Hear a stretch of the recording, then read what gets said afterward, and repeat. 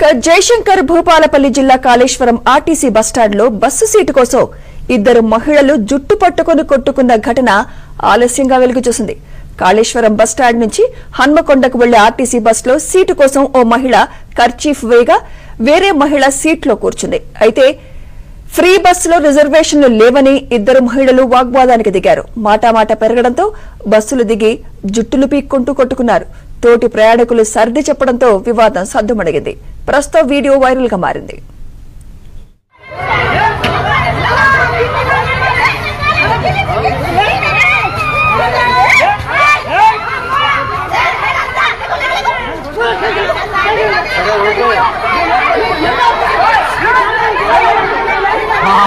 గత